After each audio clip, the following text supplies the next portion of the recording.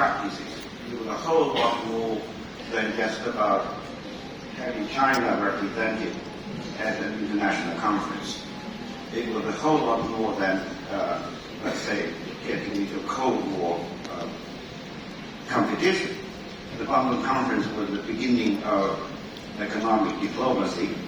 If you have China and Sri Lanka signing agreements whereby you had China supplying rice in exchange for natural rubber from Sri Lanka, what was called Ceylon, and you also had, after the Bandung Conference, the beginning of efforts by China, post-1949 Chinese government agencies, companies, to relate to the participants of the Bandung Conference and beyond.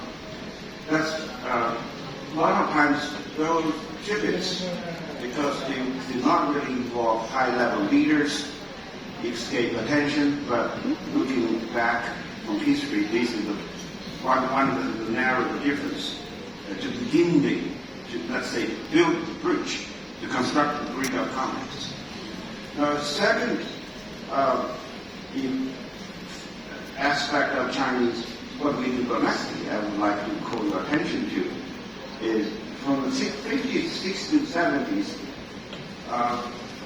there was an effort to construct an imagery, what's called the Afila, that was Asia, Africa, and Latin America over there, back in China. These would involve production of textbooks, the translation of poems. For example, we had Chinese transliterations of songs and dances that were originated in Indonesia or in Malaysia, Southeast Asia, or what you may call the third world. And you had the organizations of academic conferences. You also had, certainly during those days, organizations, events that were trying to show that China had friends all over the world. So these acts of cultural construct domestically was aimed at educating the domestic politics and the domestic populace. Look, there is a larger world outside there for us to relate to, in spite of the general isolation of the country in diplomatic purpose or for political reasons. That was both a matter of choice by the leadership and also a matter of response to external resources.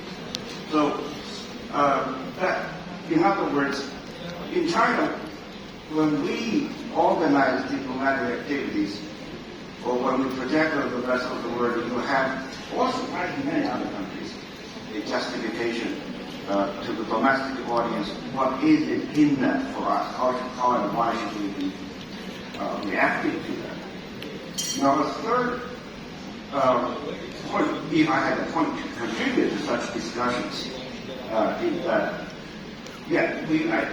in the early 1990s, along with the reform it was a lot more than reforming the outside world or, let's say, creating special economic zones. Early in the 1990s, we had development banks, we had Exim banks, we had reform, we transformed some of the government ministries into corporations, including infrastructure and whatnot. Under that, we have an overall framework, what was in Chinese language, that means a comprehensive economic and trade relationship.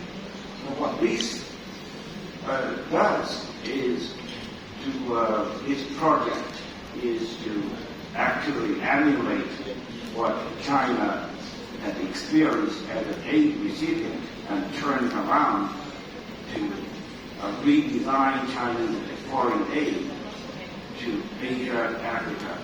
And the fundamental rationale would be to move away from supporting revolutionary events or an expression of political solidarity. Instead, this whole idea that change in the 1990s was to make trade a prelude to investment, and with investment we would have world trade. I'm sorry, aid, trade investment later on, expanded trade. This is how China experienced as aid recipient. And then the last point, in terms of that is not just materialistic or the actually domestic. There are connects, I would think, in terms of thinking about how they manage their country, how they relate to each other. That's the notion of comprehensive security, which is now adopted in domestic Chinese documents and part of domestic governance. So if I bring myself to some, in the way I think very closely, especially in answering the question, why is the Chinese are suddenly interested in talking about the global south? How should we, how I suggest that you folks here in Southeast Asia approach us? I think I invite you to continue to think about 4 or 5 issues. One is what is the ultimate purpose of governance, both domestically and internationally? Do we have some space to share with each other? And secondly, how do we really approach the existing international orders? We have many international organizations.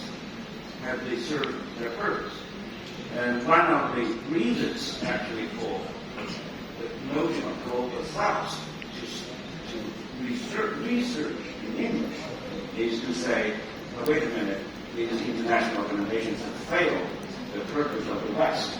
They see the rise of the global south as a threat. Do we share that?